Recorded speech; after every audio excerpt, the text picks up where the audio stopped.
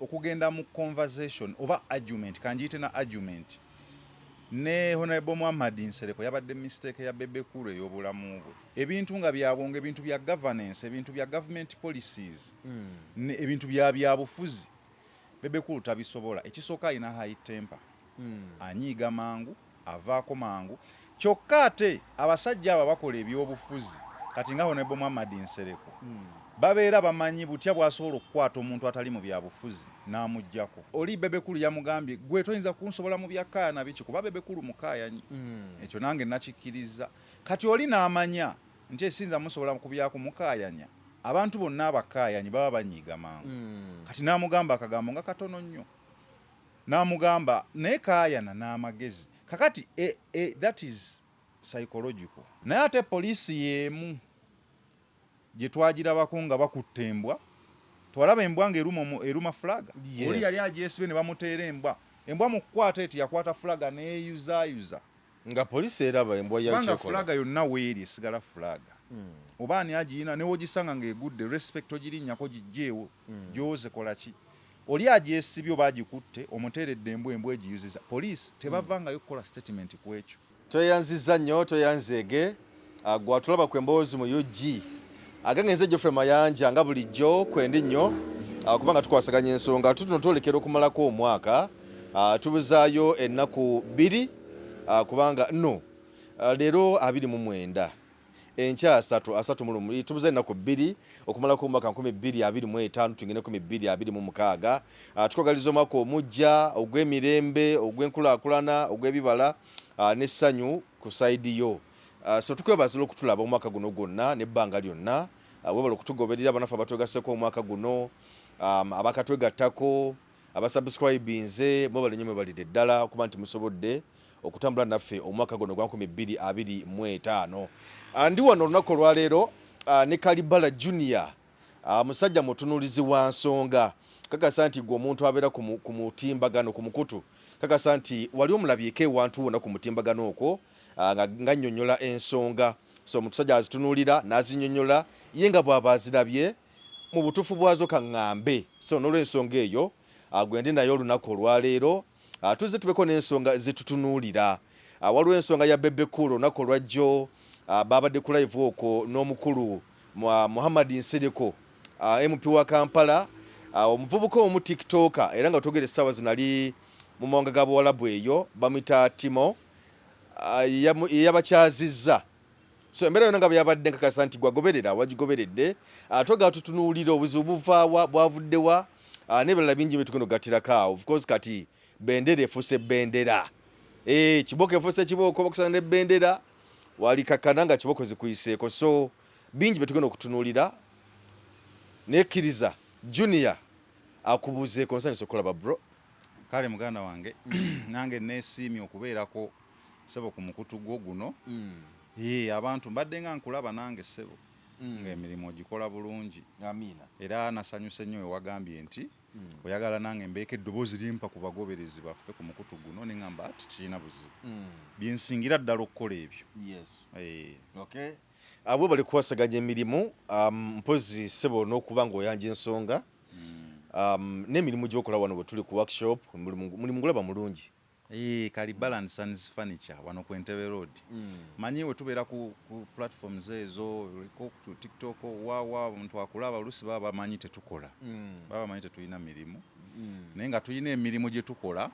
era mwe tujja akasente kyova olaba tetubeera biased mu information yaffe tojja kunsanga nga njogera information eyeesulise kubanga oli yampaddeyo era oli ne wampa kwaliwo abatuwaayo linaasima nakuwayo naye tekikyusa bwongo bwange kubanga nkola ndi mukozi business yange ndowooza ogirabye si ntono si ya muntu eyakatandika so njala abantu baffe bajje batuwagire furniture ina tumuyina batuwagidde nnyo mu Christmas eno era batuwagidde sibayinako buzibu bwonna nange ngenda kubawa information gye beetaagira ddala n'analysis kale nga bwe twogedde olunaku olwajjo wagoberedde bulungi nnyo conversation eyabadde wakati wa Bebe Cool ne Honorable Muhammad Nsereko bwebadde ku mukutu gwa TikTok nabaddeko live balisa Timo yabadde abakyazizza nabaddeko live nga ndaba naye of course nze okuva nga ndi muto nze njagala nnyo abayimbi basatu. Mbadde njagala nnyo Bebe Cool, nga njagala nnyo Chameleone ne Bobi Wine kubanga be abayimbi ababaddewo. Bebe Cool ekyasinga okumunjagaza, kanjogere ku Bebe Cool. Bebe Cool ekyasinga okumunjagaza nti muyimbi ali consistent, ali persistent. Bebe Cool waba alina ekintu kyayagala aba akyagala, gwe ne bw'oyogera kitasobola kukivaako. Naye nsuubira nti okuvaayo okujja okukola okugenda mu conversation oba argument, kanjiyite na argument, ne Honorable Muhammad Nsereko yabadde mistake ya Bebe Cool ey'obulamu bwe. Yakoze ensobi ogenda mu argument oba mu kubaganya ebirowoozo ne Muhammad Nsereko lwaki? Kati Bebe Cool mulungi nnyo mu birowoozo, naye mu sekita gy'amanyi Bebe Cool oyo nga wamusanze ng'akubuulira butya music industry bweteekeddwa okutambula. Oba oyagala awandiike n'akatabo akaweerezeeko Kenya wa art industry kasome bamanye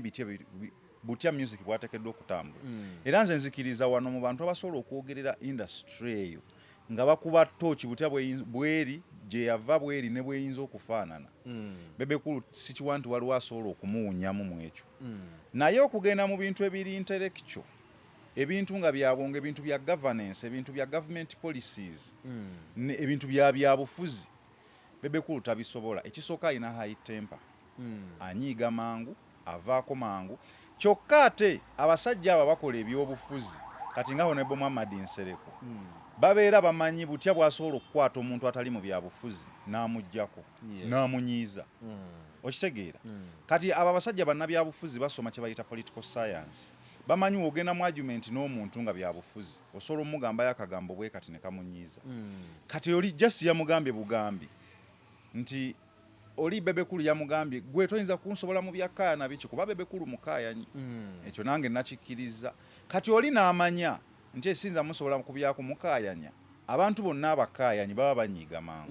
Kati n'amugamba akagambo nga katono nnyo, n'amugamba naye kaayana n'amagezi. Kakati that is psychological. Kyobola baba abasajja abo baba bagezi. Tamugambye mbu toyina magezi. Oshagedde? Yes. Tamugambye nti boba baamu amagezi oba byogera tebiri mu magezi. Naye yamugambye okay, kaayana osinge n'okusinga naye nga byokaayana birimu ki? Amagezi. Of course aba ategeeza nti byabadde akaayana emabega eri bibadde tebirimu ki? Magezi bya kisiru. Bya kisiru. Kati Bebe Cool n'avaako. Abo abasajja asobola okugamba ekigambo n'agamba omanyi waliwo okuvuma n'okulangira. Abantu abasinga tanyiiga nga bamuvumi. Era osanga abantu nga beevuma olinga kino olinga kiri enkya basobola okwesonyiwa. Naye omuntu kasita akulangira. Kati tusobola obeera wano ne nkugamba muganda wange mu bulungi nno nga tetunnayomba. Ne nkugamba muganda wange onyiridde, simanya mukyala wo akyakugulira engoye nga luli. Okyegedde? Nga sikuvumye naye nga ninga alaga nti engoye zonyiririra musigwa azigula nga ate oli musajja. Okyegedde? Kakati abasajja balina ebintu byasobola okugamba oba Bebe Cool nga bwe tumumanyi n'onyiiga. Muhammad Nsereko y'omu ku balegislators mu parliament awo abasinga obwongo, very intellectual. Kati okugenda naye mu argument ne Bebe Cool, that is a very big mistake. Gw'omanyi Muhammad Nsereko wa NRM naye golowooza yajjawa guts n'obwongo obumuleetedde okufuga Kampala Central wakati mu Kampala ebisanja ebisanja bisatu. Awo era just lwakulizayininga n'abivaamu naye era abadde agenda kuddamu awangulewo. Naye gw'omanyi obwongo bwakozesaawo. Oyo Muhammad Nsereko yabeera mu NRM naye ng'azuzumbya ne President Museveni omutwe. Gw'omanyi kyekitegeeza? Nga ne batuuka kiseera ne baba neminga nga ba rebel MPs. Ng'ali ne Nuwagaba, Tinkasimire ne Ssekikubo baali bana ebiseera ebyo 2011 awo 2010 awe watya. Naye nga omanyi omusajja is not a joking subject. Be bamu ku basajja gw'otuuzaawo n'ayogera mwena ne muvaawo nga mukutte ku mutwe nga mumutenda. Kati omuleetere Bebe Cool ffenna gwe tumanyi. Bebe Cool mugezi. N'adde nkubuulira ebimunjagaza. Bebe Cool ali consistent. Wayagala ekintu aba akyagala ekyo nakimwagalako. Bebe Cool y'omu ku bayimbi wabanga si ye yasooka eyavaayo n'agamba wagira Museveni from day one emyaka oba emeka emabega sijjukira. Ne bamuvuma ne bamukanyugira ku bucupa jjukira biseera bye bamukanyugiranga obucupa Bebe Cool yagaana okukyusa nze njala nnyo persistence eyo ne consistency eyo n'obugumu obwo okitegeera eyo courage eyo omuntu gy'afuna eyo obuvumu Bebe Cool akirina Bebe Cool alina omutima oguli generous mugabi Bebe Cool oyo mugabi era nze bibimu ku byamunjagaza abayimbi abo bwe bali bangi nnyo abafunye ssente ne Bebe Cool ye muntu asinga okukwata katono kaalina n'akaddiza ku bantu omulabe mu Heart Institute ebyo ng'ayamba ab'emitima omulabe mu charities ez'enjawulo alina abantu bazimbidde amayumba bamwogerako omutima ogw'obutalyaza amaanya nti watwala abayimbi banne kati nga mu bino eby'NRM bye balimu ssente ze mukkaanya azikuwa naye baba tebannamuwa agenda ku akawunti ye n'akwata n'akuwa by the way nali nkyakola mu League Entertainment ago nga ngenda nnyo mbivulu nga Kirebasono yatuyita naye nga bwetutuuka bino tubaweka transport biki bikyolumu nga Bebe Cool agamba bannange banekyana by'enjiragira wano naye mugende tujja batira ku ssimu nga sente bazisindika kasaga nti enkya oba okoosa enkya era nga zijja ku ssimu kyokka mu bayimbi abalala simanyi yali akikozeko ebbanga linabeera mu entertainment omwo n'abagamba sente tujja kuzisako n'aziteekako kati oyo Bebe Cool kati kyova olaba nti asigadde ng'ali prominent ate ng'ayagalwa newankubadde ng'abadde omulaba nti ebintu bye naddala oluusi ng'amanyi okulumba Kyagulanyi oyo n'akola ki ng'ebintu ebiri controversial tebitegereka naddala olunaku lwe yavaayo n'agamba wagira President Museveni naye kimufudde relevant nti ye wasuubiza ekintu akikola naye okuteesa ku bintu ebiri intellectual naddala ng'abiteesa n'omuntu ali experienced nga Muhammad Nsereko that was a very big mistake era ndaba video bazisazeemu nnyo zitambula bamukuba nnyo yakoze mistake ensuubira kati omanye buli ekibaawo obaako ekyokuyiga kati amanye waalina okukola ki waalina okukoma ojjukira ebiseera Balamu ng'akyali mu promotion ate nafuuka minisita baamukyazaako ku barometer yaliko Namboozi ogijjukira Namboozi eyamukuba yali amusse okitegeera just takuvuma ne balina ebigambo bye boogera ba politician abo yagamba mwami Zambaali nze wennyingidde wano ne ndowooza oba tuli mu Anikaati Sabula okitegeedde tamuvumye tayogedde erinnya lye kale ne waba amwogedde naye oleda aba amaze okukakkanya nti wooli si wooteekeddwa byeza okuteesaako kati ba politician olina obeegendereza nga tolina ddala ng'ogenda mu argument nabo asobola okugamba ekigambo ne kikukakkanya n'abaana bo ne bakusekerera waliwo ne gwe yayita oba yayita Bebe Cool obeera Balamu oyo ga nti useful idiot yali Balamu era yeyo yennyini eyo yennyini teyadda Balamu gye yasemba teyakomawo gye yasembako kwegamba oteekeddwa okwemanya bengendamu bali batya bannabyabufuzi balina obwongo ekyo ekintu kye bakola munnabyabufuzi alya ku mumwa politicians naye nekirala okusinza ku argument gye babaddeko because babadde ku nsonga ya Uganda Airlines asagaze zibaddewo awo simanyi baleka abantu ku kisaawe abantu mali yabwe neefa biki byonna n'abantu kuva ne bateekawo eddoboozi kati nga Bebe Cool yagezaako okuwolereza nsikagamba nti ekyakoleddwa oba ekyakolebwa si kituufu nga baga nti bavaluinga abantu abalekamu ssente zaabwe okugula tiketi n'ebirala ebifaanako ng'ebyo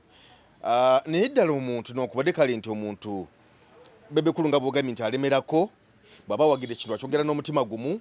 omuntu bw'oba nga wogera ekintu n'omutima ogumu tosobola kulaba kikyamu noga nti ddala mu butuufu wadde mpagira ekintu ekyo naye ku luno kyabuzeemu kati nze gundi eyo nagirabye live nga babyogerako ebyo byonna Bebe Cool naye yabadde mutuufu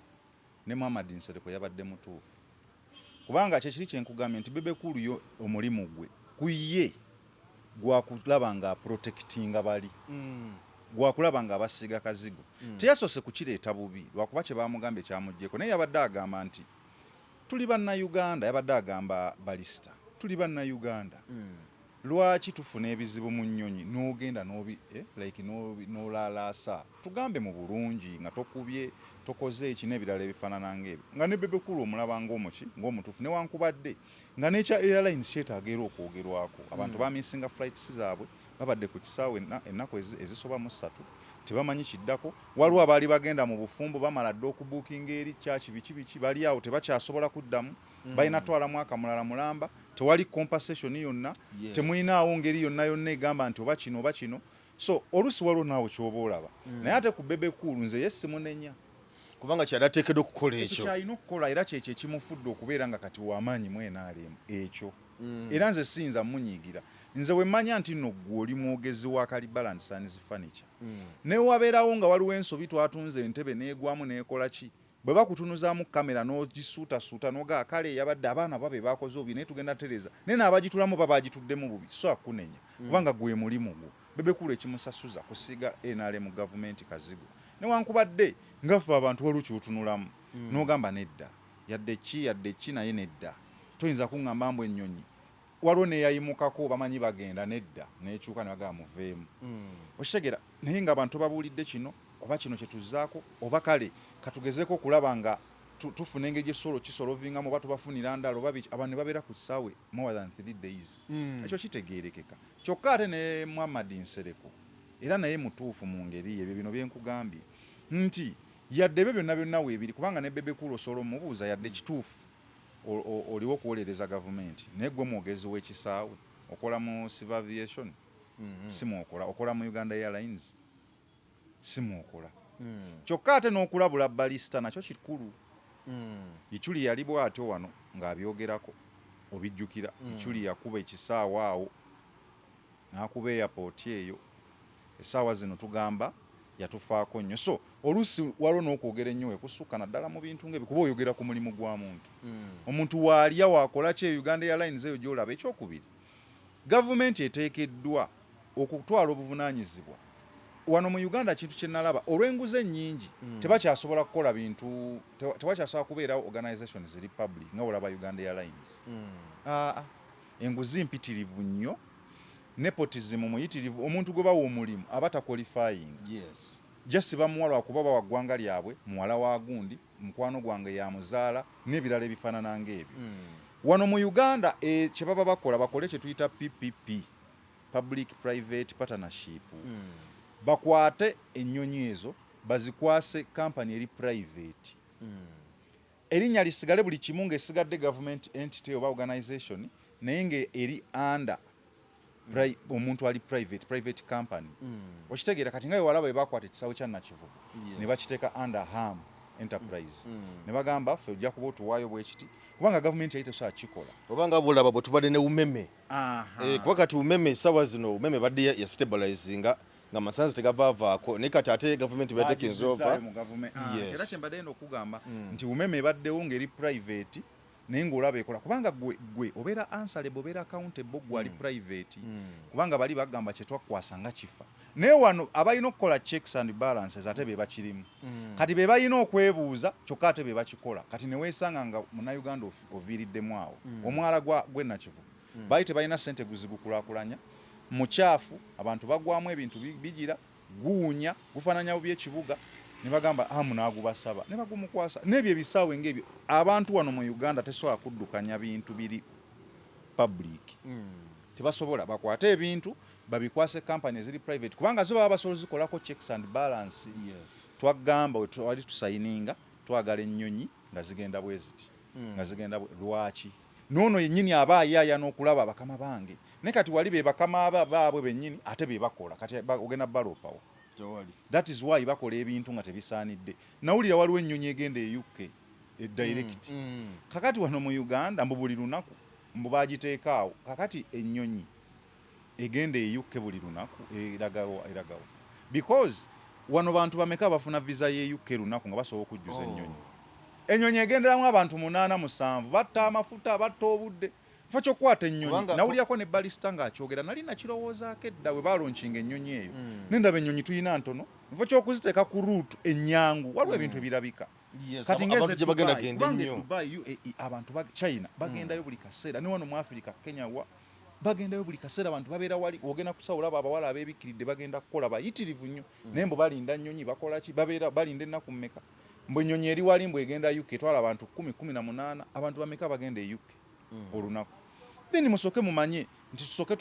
maybe enaagendanga mu wiiki olunaku lumu zino ennaku endala neekola ku routes endala ezikola ki ezirina abantu abangi kati oluusi olaba nga Balista Timo bye yabadde ayogera bituufu ne Honorable Muhammad Nsereko nabyo nga byayogera bituufu naye olw'okuba nti wano mu Uganda oluusi oyogerako kati awaliwo agikwasaganya alaba ogikuba alaba okola ki ogenda olaba akasimu kazze kakati gwe weegendereze olunagira nga bagamba kalibbala byogerako bya gavumenti kubanga kati otatana kapiki emmotoka n'emutomera yafudde bamuziise masuuliita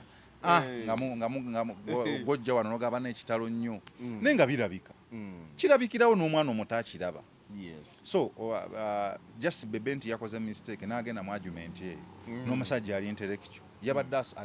alina mumulabisa era yamulabisiza nze ndi muwagizi wa bebe simuyinaako buzzi lwaki olowooza nti Bebe Cool abantu bamulaba oba ng'oli awo atasobola kunnyonnyola nsonga ntuufu kubanga nkirabyeko nnyo ku mutimbagano nti jjukira nti bwe yali tanakujja mu argument ya Nsereko ye n'Ensereko ku Christmas kwennyini era yali ku live ye yakola live ye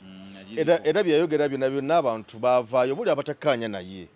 baavaayo ng'era bamujevuna nga bagamba gwe tonna byosobola kwogera gwe byeyogera temuba makulu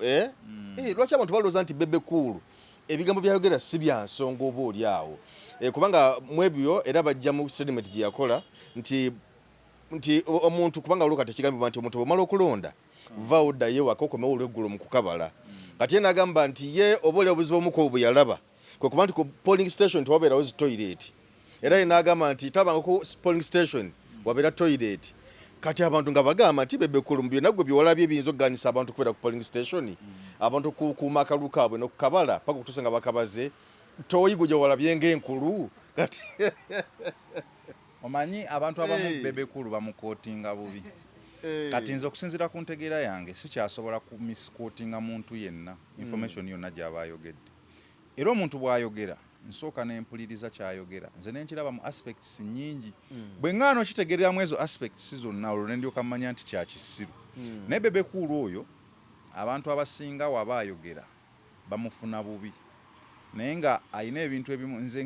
omu ku bantu abatasobola kugamba nti Bebe Cool ebintu byayogera si bya makulu kubanga nze nkimanyi mugezi naye Bebe Cool muyimbi Bebe Cool alina statement gye yakola yali ku Bukedde waaliwo omwoleso yali ne mukyala we n'ayogera ku butya bano abasajja simanyi oli bwe yagulanga emmotoka naye n'agigula ng'alaba bumuleka sente zaali za nnyumba n'asooka n'azitoolako n'agula simanyi oli yaleeta eskaledi ye n'aleeta hama oba baali bagiyita hama bafudde oba big size simanyi oli n'akola kino naye n'akola kino kakati mu entertainment eyo nayo ngeri yakusigala ng'owulikika mu bantu nalabye yajjawo n'obugalubindi n'agamba nti yali yabutereka yabugula dda nga abugerageranya ku bwa Robert Kyagulanyi Ssentamu mugezi nnyo Bebe amanyi okukwata kati luno tumwogerako mu art gw'obimanyi obadde mu entertainment na biki okwogerako in whichever way kyongera okututumula kyova olaba bw'ogenda n'okebera ku mannya ge basinga okwogerako mu nsi yonna erisooka lya Jesus eriddako lya Sitaani omanyi lwaki ndi yadde mubi naye bamukola ki bamwogerako kaakati Bebe Cool ye yategera kye bayita art industry bw'alaba musirise bwe mutemumwogerako nga gyayogera ekyo naye gwe otunulamu smart galubindi ziringa zoli gw'olaba birina sense naye ekyaba ayagala nga wano kye tuliko trending kati oyinza okwekanga ng'ataddeyo ekiyimba awo mu nnaku 3 ne kiryoka kikuba nti oba oli ku Bebe Cool oti wali ku for you nga nakyo bakikuleetera nga trendingidde awo so Bebe Cool mugezi nnyo wabeera akola discussions ze ebintu aba yabirabye ebimu biwulikika ng'ebyekisu naye abikola nga kiri deliberate kati nze mu art nakitegeera kyova olaba nti abaana abamu bamanyi okustaginga stand n'agamba twawukanye simagamba babbi banzibye gamba biki naye nga byakyenga kyayagala trending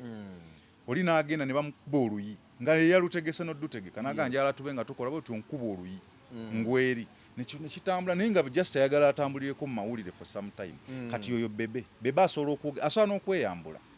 ekyo yakyeyogerera mu kamwa ke n'agamba nze wendaba amawulire tegandiiko gali kubalala I can even dress mu State Square ndayiwoka yasobola kati ye kyaba ayagala amawulire gamubeereko talina kintu kyayogera nga kya mistake at least nze mumanyi n'abantu abalala njagala bamumanyi newankubadde oluusi waliwo byayogera kati wobanga toli nga nze ng'olaba nga tebiriimu nsa ekyo nakyo tekibulawo kati ayinza okujja n'ayogera n'agamba Bobi Wine kadinga omusinga obugagga kati neweebuuza kijiddemu wa obugagga you get naye ye kye kiri kyenkugambye nti ye aba ayagala nga wano wetukyogeddeko tukyogere and trends that is the Bebe Cool I know nze mumanyi bulungi namutegeera era ne bali abasatu bamumanyi ne Bobby amumanyi ne Kamiri amumanyi ayagala nnyo kibayita akataala era kyovola abamu obago bayimbira akayimba Mr. Kataala obutaala obwo abwagala nnyo ate bumukoledde that's why asigadde ali relevant ne mwena ale musimu tono naye nga byebyo nti bwayogera abantu bawulira kubanga bw'olaba essaawa zino nti talina oluyimba lwonna lwonzoga nti limala Bebe Cool no lukwi ali ku for you mwe mugiyita kasitabanga abulabulamu bwati ng'abaako nekyateekawo awo and trends Katonda amanga atekawo ekiyimba nga kikuba weeks 2 weeks 3 ng'alitambulira okwo bwato nga bwafuna sereze mwena is very intelligent abantu abasinga bamu misquoting nga nenze mumanyi so nsobi yokaji yakoze kugenda mu argument ne Muhammad Nsereko musaba muganda wange Bebe Cool kino nkikusaba nze nkwagala sikuinako buzibu naye nkusaba bwobeeranga ogenda mu argument weewale ba intellectual ate naddala nga bannabyabufuzi ate nga basiniya kuba waliwo bunnabyabufuzi buno obutandiikiriza nga Bebe Cool ne watuulawo nakasobola okukasukuulinga naye kasoola abanga munnabyabufuzi awezezza emyaka 10 ng'ali mu byabufuzi ng'alina ne position gya holding Bebe muleke togenda naye mu argument ajja kuswaza akulabise bayina ebigambo gwe kugamba we ekigambo gambe oli yagamba munne nze mbadde mbiyisani kati sabula oba kalakata ninga kwegamba alinga mugamba gwe bino bye bakuleseemu okitegeera obwongo bwabwe tobuyina n'olyokaako simulizaako ettomi so Bebe yalabise eno mugeto tukuyita kulabika bamulabisizza naye just kugenda ku musajja gwatasobola ya waliwo ebintu ebimu byakola oba byayogera nga birabika ng'oba oli awo agezako kwegeraageranya ku Robert Kyagulanyi Ssentamu mu kaseera kano ate nga because bw'obalaba era ndabako nnyonnyo abo nga bantu bagamba nti kati gwe ezo statements z'okola olina okukitegeera nti omusajja oli yakusukako dda gamba levo zammwe yazivaako nti kati bo bwe ngamba bo mba ngamba Kamiliyoni mba ngamba Bebe Cool manyizo gatamu Eddie Kenzo aga nti imwe omusajja oli abasukkulumako dda takyali mu levo zammwe naye lwaki bwe mwogera bwe muti mwe mwogera ne mulaga abantu nti oba oli amukyali ku levo yeemu kati kyekiri kyenkugamba gwosooka okugerageranya ku gwosinga tosobola kwegerageranya ku gwosinga ne bwe liba ddaala ng'olinnya tosobola tunuulira g'oyiseeko era otunuulira gano gaddako n'ogeepikira kati Bebe ekintu kyakola nakyo kituufu ebeera nga self motivation amazima tugakkirize ye Bobby alayika kati saalabika ali ku level yanjawulo ku Bebe baali bonna music yamusooka nayo n'akola byonna naye kati ono level gy'aliko Bobby oba Kyagulanyi y'amaanyi okusinga ku level ya Bebe naye ate Bebe tekitegeeza nti kubanga ffenna tukimanyi in life oba oyagala okwongera okukulaakulana olina kwegeraageranya kwabo abakola ki abakusukkulumyeko so okwogerageranya ne Kyagulanyi nze nkiwagira nnyo nkiwagira kubanga kimuwa self motivation afuna we yeekwata afuna kye yeekwatako n'amanya kino Bebe osanga yandibadde takola mbaga naye Bobby yamuyimbirira nnyo embaga osanga yandibadde tazimba maka naye Bobby yamuyimbirira nnyo amaka nga biba byakwejerega ebyo ebyabwe emmotoka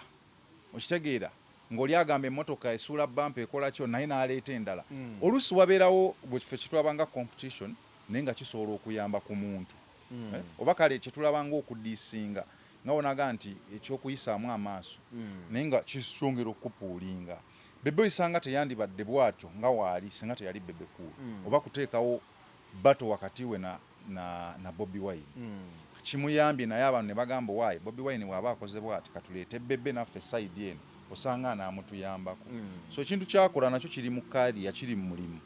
ekyokulanga buli kyakola yegeraageranya ku ye bwamukkakkanya bwakola ki kiri mu mulimu gwe era gye gimu ku mirimu gye gyakola ku sayidi ya NRM mukkakkanye ose wansi mwegeraageranye ekolaga abantu talina kyali gwayina kyolina ebirala ebifaanana ng'ebyo kale ensonga yeeyo n'ensonga nyayo tutunulireko essaawa zino of course poliisi yavuddeyo enkyanaku olwaleero netegeeza ne bagamba nti fulaga abazikozesa yo bweraba egambye nti waliwo concern eri bannansi nti eri bannansi abamu abalaze obutali bumativu lwakuba nti tewadde bukakafu bannansi ki awalaze obutali bumativu mbone enkozesa ya flaga essaawa zino engeri gyekozesebwamu era poliisi mu byeyogedde ebingi omugezi waayo omukulu Kituuma agambye nti nno okukozesa flaga oteekeddwa okubeera ng'ofunye olukusa okuva ewa minisita w'ensonga za ssemateeka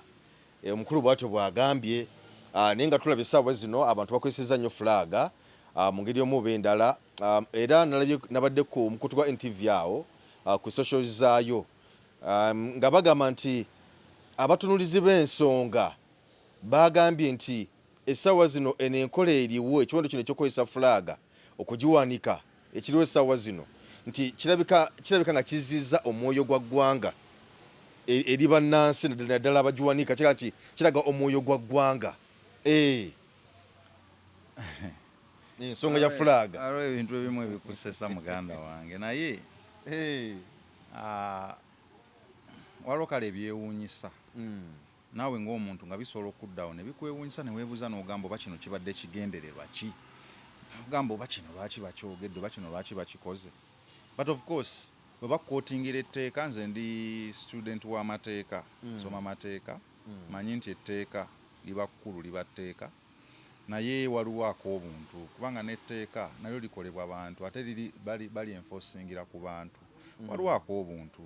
omuntu waba nga talina kikyamu kyakukoze nti oba physically emotionally psychologically ate nga kyakaseera kino ekintu kya flaga kyakaseera golowooza banaaziwanika nga January awedde bonna bagenda kudda ku mirimu gyabwe kyokka ate oba nga gavumenti okwata n'oteeka ssente empitirivu mu patriotism kubanga balina ssente ze bafulumya mbu simanya basomesa abantu okwagala eggwanga lyabwe biki kati oli n'ava eri ku bwereere deliberately n'atandika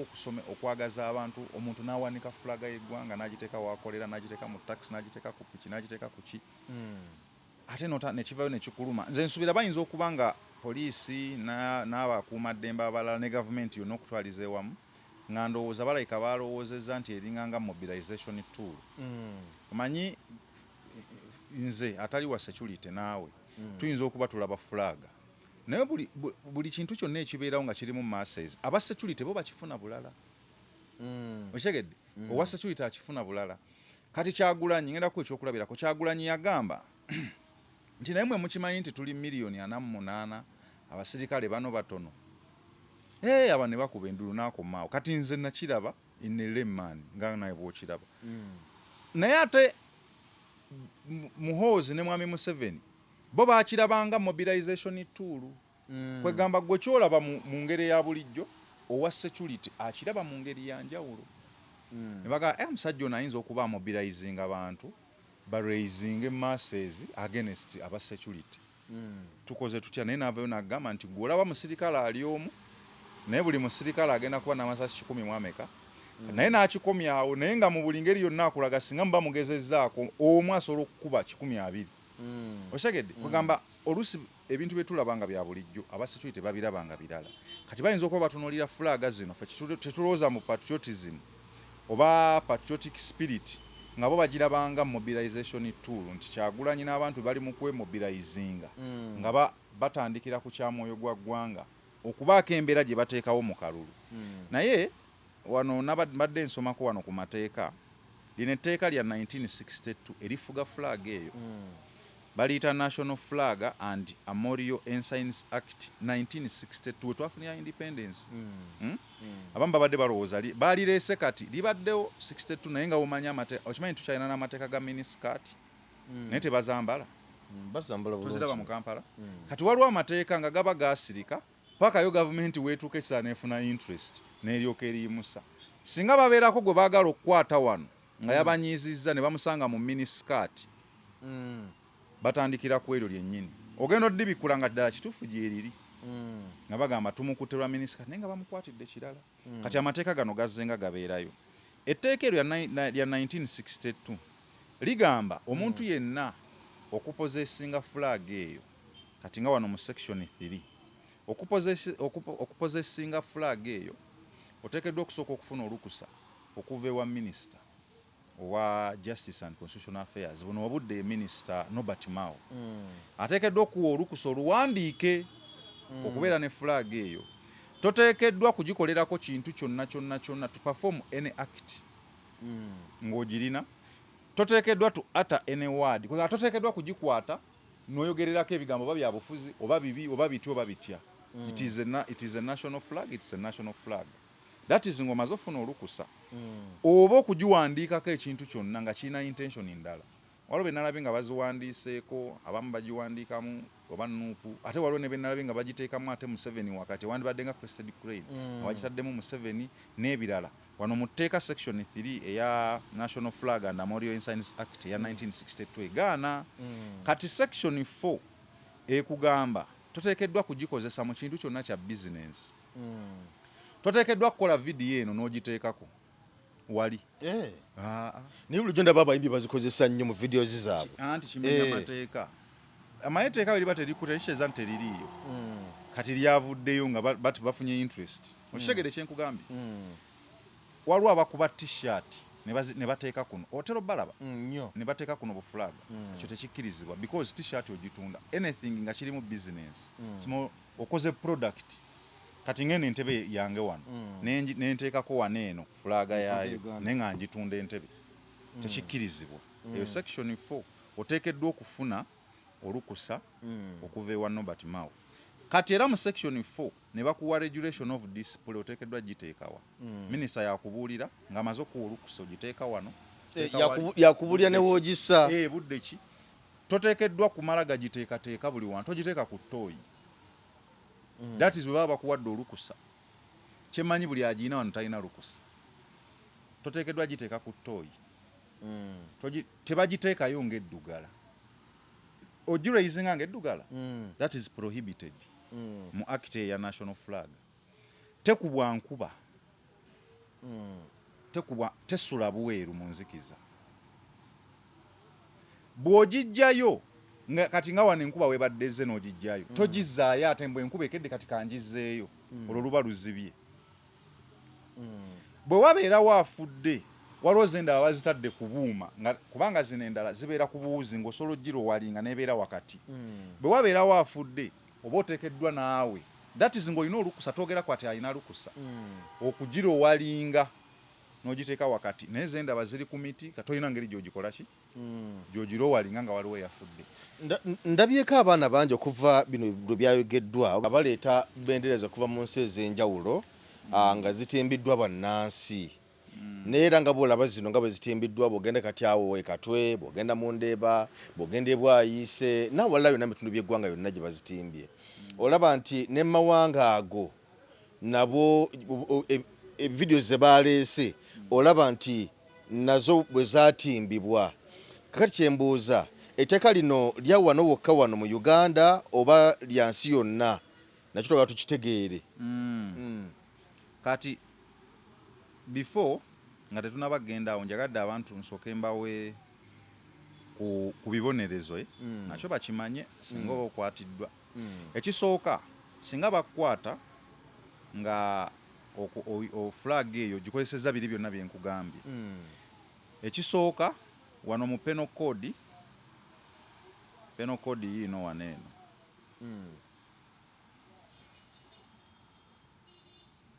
penal code yiino wano eno penalties ng'ogikozesezza bubi. Singa ogi-insultinga n'ogiteekayo ng'eddugala n'ogiteeka kabuyonjo n'ogiteekayo ng'eyulise gyesibanga leesi. Waliwo ebikyala bino bibeera ku beach eyo ne bigyesiba nga kitiba butibi kiti we kiwuga we kikola ki eyo yonna that is insult obeera ogi-insultinga. Bagamba bajja kusiba emyaka ebiri. Waliwo ne fine. Singa bakwata ng'ogitadde ku product ogikolamu ssente tadde ku saati ogitunda mu ngeri emu nga tolina lukusa basobola okukuba fine ya nusu lukumi. Jjukira etteeka lya 62 lya nusu lukumi olwa Uganda lwe bakuba ndoza tebannazongeza oba okusiba emyezi 6 oba byonna. Era singa bakusanga olina t-shirt z'otunda naye kuliko kuno Uganda flag bakubuuza ani yakuwa olukusa. Oba tolina bbaluwa ya minisita wa justice nga bakwata osasula 1000 oba okusiba emyezi 6 oba byombi. Kakati singa oba mugwira kati kaŋŋambe ggwe oli mugwira oli mu America ozze wano ogikozesezza ebyo byonna ogitambuza nga weeyagala ogitadde ku motoka zo ogikola ki olina materials ezigirina n'ebirala byonna insult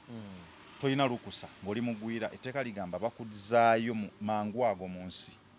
gye wava deportation immediate deportation. Ojjukira omusajja gwe baali bayita oba muzungu boda omuzungu oyo mujjukira eyatambuliranga ku boda omuzungu oyo ebimu ku byamudipotingisa mwalimu n'okubeera nga yatambulanga ne national flag nga bagamba yagikozesanga nga bubi. Jjukira yabeeranga nayo naye nga bw'alaga enzizi simanye emyala enguudo embi obukyafu nga oluusi agyambadde oluusi agikutte biki kati nga alinga alaga image nti munnayuganda naye nga ate bw'alaga negativity eri Uganda kati ne bagaya yakozesa bifula ebyo bye bimu ku byamuddisaayo oba baali bamuyita muzungu boda n'ebirala bifaanana ng'ebyo. Kati ku kyoyogedde abamu baleeseza UAE aba ne baleeta eza America ezaawa amateeka gaayo nago ganjawulo. Simanyi kye gagamba eyo mu America oba UAE oba wa wabula nange kyenkakasa nti babeera ne flag ezo batulina mikwano gyaffe Abamerica naye nga ku nju zaabwe flag ezo kweziri. Simanyi oba nayo ogira owalinga ng'enkuba ezze simanyi oba nayo oteekeddwa okufuna olukusa kubanga tetumanyi gw'ogirabaawo tomanyi okitegeera naye ayinza okuba nga ye yafuna olukusa ayinza okubeera nga enkuba wejja agijjayo ayinza okubeera nga wabeerawo afudde agikkakkanya ayinza okubeera nga ajooza ate gwe nga tobikola ayinza okuba nga agiteeka ku building ekyomugaso nosanga oli atadde kabanda kacapati omukka obitegeera ebintu ng'ebyo kati ebyo nabyo mwebiri kati etteeka bakugamba libatteeka naye nze nandirowoozezza gavumenti abantu singa babaleka mwoyo gwa ggwanga si kibi omuntu okugula fulaga y'eggwanga n'agitambuza mwoyo gwa ggwanga wabula nakigambye bayinza okuba nga bo balowooza nti eyo mobilization tool kati poliisi oyogedde wawadde otandika wayanjudde n'oyogera ku Lusoke ye Lusoke Kituuma omwogezi wa poliisi amapoliisi ekondeminga kubanga ne mateeka wano balaga poliisi eteekeddwa okwenforcinga poliisi yekwata abalemeddwa okukola biri byonna poliisi yekwata era ojja kulaba abamu ababooda abo oba ovuga bwoti ne bakwata ne bagaya no flag eri kuno ndaga yakukkiriza ogiteekako poliisi naye ate poliisi yeemu gye twagirabako nga bakutte embwa twalaba embwa ng'eruma flaga oli yali agyesibe ne bamuteera embwa mu kukwata eti yakwata flaga neeyuzaayuza nga poliisi eraba embwa yakyekola flaga yonna weeri esigala flaga oba ani agiyina newogisanga ng'egudde respect ogirinnyako gijjeewo gyoze kola ki oli agyesibye oba agikutte omuteeredde embwa egiyuziza poliisi tebavangayo kukola statement ku ekyo of course n'abantu tebateekawo nnyo pressure kubanga baali tebamanyi nnyo mateeka gakwatagana ku flag eyo fa babibagamba kati nga bamaze okuteekawo embeera naye mwami Kituuma Lusoke lwaki tayogera ku bapoliisi abo asanga omuntu agikutte omuntu wagyesiba omukuba otya emiggo babafuuyira tiyagaso ow'ebiranja owaki nga gy'ofuuyira olw'okuba omuntu agyesibye kyakola si musango tamenya musango kale oyinza okuba oteekawo etteeka nti okugyesiba na biki naye kyalimu nti oba protest oba tuli mu campaign si kibi lwaki ogifuuyira ekikka n'okuba omuntu emiggo n'okola kijuzi nalaba omusirikale ebusaabalaawo Bobi Wine lwagendeddeyo omuvubuka yali agiyina bwati ne bamugoba kati mu kukwata bwe bati ne bagimusuuza n'agikwata n'amenya yali muti n'amenyaamenya n'agimenyaamenya bwati naye nga kamera zimukwata kati bo nga taboogerako why don't they respect the national flag nabo abasirikale kubanga ate bo bagiwa n'ekitiibwa newe wagisanga bagikubira saluti bakola ki okitegeera kubanga ate bo n'abakozi ba gavumenti bali public omanyi nze nniza n'okubasibimanyi naye bo babibasomesa mu patriotism abasirikale abo babibasomesa naye ffe tebabitusomesa tetubimanyi abantu babujjo tebabimanyi naye ate era omuntu embwa n'egiyuza n'asanga omuntu agikutte n'amukubakuba n'agimuggyako n'agiyuzaayuza okitegeera n'akwata emiti n'agumenyaamenya n'agikwata n'agikanyuga you know so ne mwami Kituuma nakyo yandibadde akyogerako naye nze nga nkonkuludi nga nandisabye abantu babaleke that is the spirit of patriotism babaleke kubanga kino kyakaseera buseera tunayingira ogwokubiri bwe guti nga biweddewo tokyalaba nababutijjisa babutadde ku biki kosi babuteekamu kuba balina ekibapikka kati kalulu naye so obudde bunaatuuka nga babivaako kubanga oyogeddeko by the way nalaba era akatambi awo ndoza nakyogereddeko awo nalaba akatambi entebe eyo Robert Kyagulanyi bwe yaliyo president wa NUP ne bagoba omuvubuka yali akutte flag bwe bamugoba emisinde neyesoga supermarket abamagye babaali bataano babana ne basigala ne bayingira nabo ne bamusangayo ne bamukuba ne bamujjako bendera ne bagikwata nga bwe baagadde si mu kitibwa kiri kyoyogereddemu kuba twaligambye nti nno bano abamagye bo bamanyi ne luluzizaayo amateeka gagifaako oba gagikwatako kubanga era okyogeddeko wano nti bagikubira ne saluti ne bagikwata mu ngeri y'obuvunaanyizibwa naye bagikwata nga bwe baagadde naye ono nasigala ng'akubwa okitegeera kati bw'otunuulira embeera bw'etyo nti ono bamugyeko Uganda flag naye ate basigala tebamukuba kale katugambe nti nno oba oliawo yayinza okuba tagikutte mu ngeri y'amateeka nga bwe gatubuulidde awo naye kino ekyokukubwa ddala kiba kigwanidde ddala si kituufu kubanga tewaliwo okukuba we kubeerera kutuufu nedda ligale we baatukubanga emiggo ku ssomero nga bagamba nnyama ya gavumenti n'ebirala nnyama ya gavumenti nakyo kyavaawo buno obudde tewaliiwo muntu wakubira munno okuba otya omuntu munno olaba ne waba mwana wo kato kyamukuba tekyali bintu bya kukuba bantu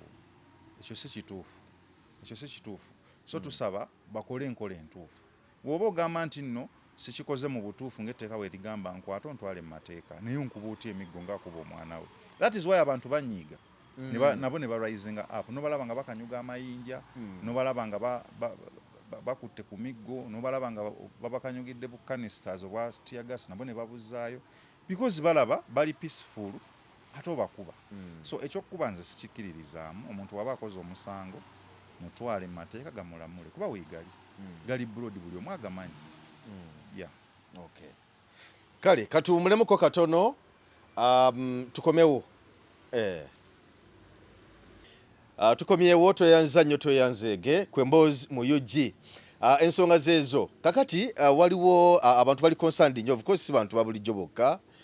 n'abantu ab'enjawulo okusinziira ku kiwandiiko kino kigamba nti omumyuka wa Ssaabaminisita asooka Right Honorable Rebecca Litwala Kadaga avuddeyo ku beesimbyewo abawandulwa akakiiko k'ebyokulonda akeetengeredde aka Independent Electoral Commission aka Uganda okujja bavuganya mu lwokaano kakodyo kati yategeeza nti okujja abavuganya mu lwokaano kakodyo kapya mukyala Rebecca nga yagamba Alitwala Kadaga ega nti kino tetwakirina mu National Resistance Movement NRM emabegako eno enkola ereeteddwa abantu abatya okubavuganya gye bawulira nti nno banafu tebaagala bantu balala babeesimbako oba kubeesimbako nagamba nti nno siri musanyufu Rebecca Kadaga yayogera siri musanyufu nangeri akakiiko k'ebyokulonda gye keeyisizaamu oba gye katuttemu ensonga zino oba gye keeyisaamu ensangi zino buli lunaku wabaawo eyeesimbyewo agibwa mu lwokaano ng'ate tebamuyise kuwulira ludda lwe n'agamba nti nno buno si bwenkanya kumpi buli lunaku wabeera waggiddwamu naye ng'ate oba oliawo oluusi nga n'ensonga oluusi ebeera eweereddwa ng'omuntu wabuli yasa okugirabanga ennafu kakati Electoral Commission ejjeemu abantu bangi ekintu ekyo kitaddewo ebibuuzo bingi nze omu ku basinga okukola like updates ku bantu be baba bajjeemu nze nkigoberera nnyo naye nga ensonga ezibaggisaamu ebiseera ebisinga otunulamu bw'oti n'olabanga oba ezibeera ennafu but of course bwe kyoyinza okulaba ng'ekinafu omulala ayinza okukiraba nga kyamakulu kati bw'otunuulira ku sinariyo ya Moses Magogo bawa speaker Anita Among atera fufa president ensonga ye nayo yaneewunyisizza nga yo kubanga ajjukira ono bwe yali ajja okufuna kaadi yawo okufuuka MP ekisanja ekyasooka yasanga omwami gwe bayita Damuzungu Geoffrey Damuzungu kati Geoffrey Damuzungu ono bw'amuwangula mu kamyufu ka NRM Magogo najja n'awangula n'akalulu ka bonna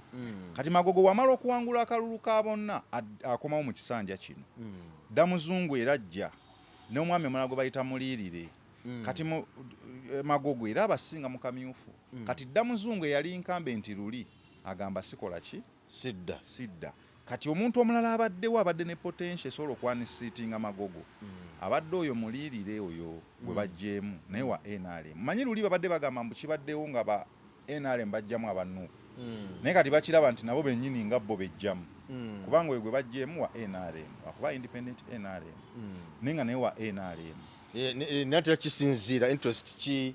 gye bamulinamu kubanga abantu abasinga bagamba nti oba oli awo mukyala we speaker Anita Amongo naye nga ali unopposed oba tavuganyiziddwa olwokuba nti naye bali babajjamu abajja okumuvuganya katega nti yakiri emabega okulaba nga omwami we naye ayitawo kati ensonga gye bawadde electoral mwami Byabakama ebbaluwa gye yawandiikidde omwami oyo mulirire ng'amugoba mu kalulu yamulaze nti oyo mwami yali senior police officer eyo mu Buyende kati agamba mbu ono jjukira etteeka ligamba oteekeddwa okuresigninga nga okulonda prior to 90 days prior to the election emyezi 3 nga tetunnaba kugenda muki mu kalulu oba mu nominations oteekeddwa okubanga waresigninga emyezi 3 emabega kati ono mulirire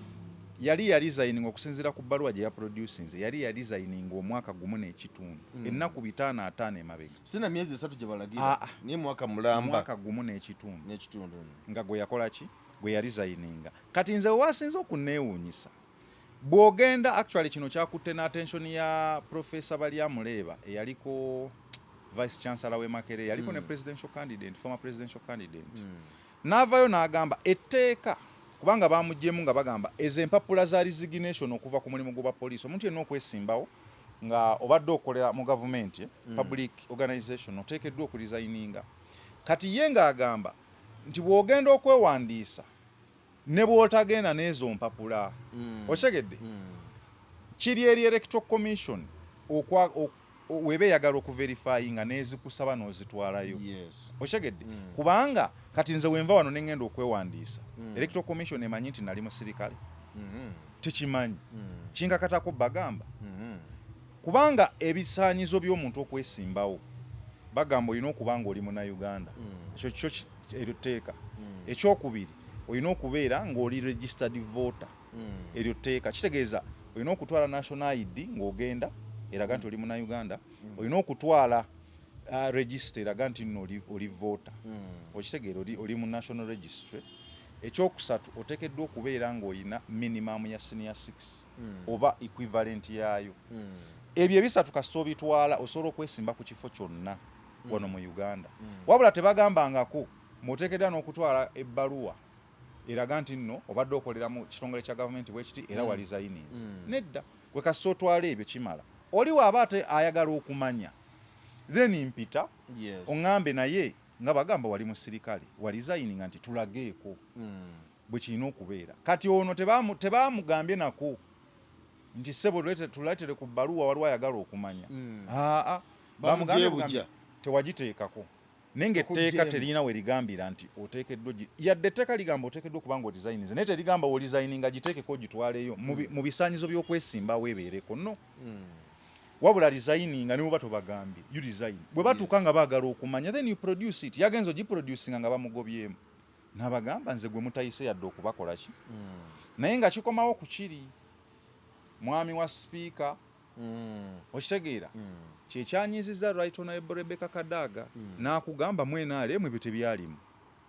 abantu batandikirawa okubeera nga batya competition kyogamba ye talina bamuvuganya Kadaga mutono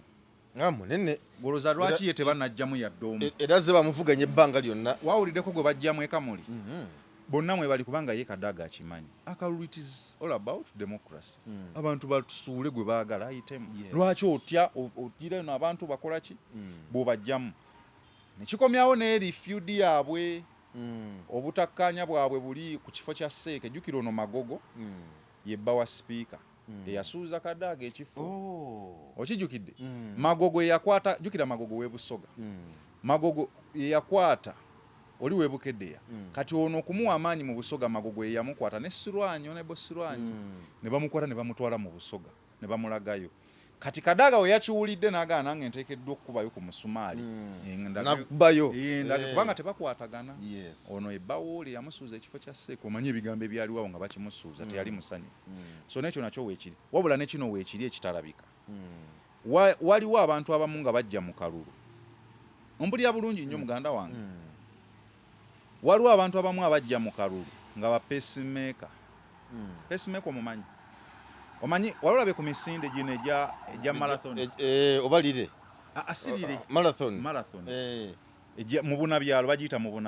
bunabyalo egyo omuntu n'adduka nga bwe yatandise n'amalako nga bwe yatandise nga tasikatiddeemu Kiprotich oyo musajja yali asinga mu byafaayo bamuyita Eliud Kipchoge mu Kenya yasinga okudduka emisinde egyo yadduka we baddukira over 2 hours yaddukawo less than 2 hours yakyasinze. Kakati mu misinde egyo mulimu be bayita ba pacemaker. Olaba abantu abo babeera badduka mu misinde egyo ku TV si bonna mbu babeera mu lwokaano mbu bakontestinga. Mulimu balinga ekyamuleesezza era kyamusasuzza kuwa peesi bano abadduka ebyaddala. Gw'olaba ku TV olaba bangi nogamba nga bangi nedda mulimu ba pacemaker. Ng'omulimu ye tavuganya omulimu gwe agaba bugabi peesi. Awo ono kwegamba nga wonaga tudduke wajja bamuga yongeramu nga yegwe mulimu gwe. Era ono pacemaker watuuka n'akoowa avaamu n'afuluma teri amuvunaana kale ate wakati awo ne waddamu pacemaker omulala like that. Naye ono ye kyo kiringa bwe tubeera mu aerobic nga tukola aerobics nti waliwo abantu ababeera mu maaso awo nti naye bwe wabeerawo abantu abanafu oba abakola empola ne layini ziddeko ne mabega ziba nnafu kati naye bwe wabeerawo bali ab'omu maaso babeera nga bagaba peesi olaba nga nenizi mabega zonna zikola kyekimu. Abantu abamu mu byobufuzi bye nalabye ebya ino season nga tebajja kuvuganya nga ba pacemaker nga baba bateekamu buteesi. Oli abo abantu abawoza nvuddemu ekibiina kinnyimye essereza okwewandiisa ekibiina kikoze kiganya okumpa obawulira abasinga ku bo baali ba pacemaker. Naye kati ebibiina njagala bikimanye naddala eby'opposition bwe biba bigaba kaadi oluddako luli bitunuulira abantu nga bibakubiyemu nnyo ttooki. Kubanga omuntu nga nze nzija okwesimbawo ku kifo nga MP nenfuna abantu abalala 7 ne mbagaba mu bibiina ebyenjawulo nze kennyini nga ne ssente zange zembawa ze bakozesa mu bibiina eri gye bali nga nze ndi NRM kati nenzija ku mboozi ne mugaawo w'emboozi kwata miliyoni 2 genda mu kibiina gundi nenkwata muganda wange oli n'abala nawe nembaga oli ne mutusindika mu PFF ono ne musindika mu DPO ne musindika kati nga ina sente yakola bino gwendola nga kaadi agifunye n'oli n'agifuna n'oli ne bafuna kaadi z'ebibiina byabwe kati ne baga tugenda kwesimbawo naye nga bange ne sente zewadde bakozesa zaani zange ebibiina tebimanyi. That is how intelligent abantu kati obukolomoni bwe batandise otteeka mu byobufuzi kuba mulimu kati gugaggawaza ndoza wakitegedde nti kati mulimu omuntu atunda ebibye ne weebuuza neetaaga enju ennungi naye ate oli agitunda ate agende mu byobufuzi goloza aba agenda afunayo ki alabayo enju nnya ate ye agamba kanzijjewo eneemu ngenda kufuna enju endala mmeka nnya kyobola abatunda ebyabwe n'atunda emmotoka emu noga lwaki emmotoka gye neegombera ddala nenfuna Range Rover mba maze naye agitunda kukuba posa ne weebuuza afaaki kumbe yakimanyi oluyingira parliament wali ddiru ku ddiru alabawo Range Rover mmeka 5 ez'amaanyi. Kati abantu bafunye obwongo obuzimba ebyobufuzi abamu banenya electoral commission naye abasinga ku abo they are even paid. Kakati oli n'akugamba olujja bwe muti nga kadi muzireese nga mugenda ne wali kati nga nze mbagamba nze yabatuma nga mbagamba gwe oba ojjuzaamu ba nominator funa omuntu omwajjuzemu emirundi 3 ebeerenga lupoolo n'ojjuzaamu ekako sigini kyanganfu ne mugamba oli zikole watermark ojjuze ne bakola mistakes ezo ne bazimbuulira kati nze nenfuna ababaloopa genda oloopa ogamba ono yafuna omuntu omu n'amujjulizaamu emirundi naye nga wange bange byonna byange okitegedde kati ogenda okulanga abantu babawanduukulula n'oyi ne bamuwanduukulula no kumbe baali ba pacemaker obudde bwabwe butuuse baveemu abaddusa abatuufu bakole ki kati no mu byobufuzi bwe kati bwe kali mulimu abalala okunoonya akalulu wano mu Uganda ekitone ennyo omuntu ateekamu biliyoni ng'owangudde ne bana ba NRM bowulira mbu ofuna kadi ya NRM oba omaze mu bitundu eyo gyeri ey'amaanyi era mu kamyufu wano baziteekamu okitegedde mu kamyufu wano baziteekamu kati kye bakola kiri kimu akalulu ka bbeeyi posters drive okuwaayo abantu abanaakakuuma ku lunaku luli amafuta ebyokulya campaign team basasula okola kibya bbeeyi omalirako akalulu ng'oli mu buwumbi nga bubiri kati oli kyakola kiri kimu agamba nkoze ntya kati kanfune abantu babiri kubanominatinze opponent wange kati nze nenfuna abantu bo babiri abakunominatinze kubali 10 tekaligamba balina okuba 10 nga nze nfuna kaaba mu kifo ky'okukwata biliyoni emu n'ekitundu ngiteeke mu balonzi nga nfuna bano babiri ate ababa bakunominatinze kuliko kyaliwo wa boda akuvuga omumanyi muvuzi wa boda omulala kyaliwo awo ku kyalo musamba naye omupiira oba wakula naye mwavu nga nze mbayita nga mbatuuze wange nga mbagamba omanyi njala mugende mwegaano w'emboozi mugambe temumuwanga ku siginicha ngenda ba milioni 10 kati gwe ngamba muvuzi wa boda sinaye naye nga mu byaddala eyakunominatinze kuba watutte bakyalibo bokuze nabo bagamba tugende mu nominating ngenda kufuuka MP nze ngamba kwata ngamba miliyoni aga zokka buli omu 10 nga bagenda wali nga bayimirira bagamba oyo tetumuwanga ku siginicha zaffe tetumumanyi na kumumanya kakati gwoba kwebali kubanga nze gwogambe yagikuwa nkugamba sigikuwangako kati gweleeta obukakafu obulaga nti nagikuwa nga bakudinominatinga bwe batyo nga nze akalulu abadde agenda okukozesa 1.5 billion teeke mu balonzi mbeegayirire simanya bagenda okukakuuma emmotoka amafuta simanya posta simanya t-shirt tuzimbye bowaholo mbasi ku miliyoni aga milioni 2 mba mmaze okuyita mwani opposite abalala afuna candidate yennyini nga ggwe n'amanya abamuvuganya bali basatu n'abagamba bannange either mbawa 2 lwe 6 oba nziweeri gye balangirira yes mu 2 tubalabyeko mbawa kuba temugenda lya akubuulirirawo n'olukaga temuluyina bakuwadde kaadi oba yakibiina ki weetetenkanya neza posta toyina oli akugambye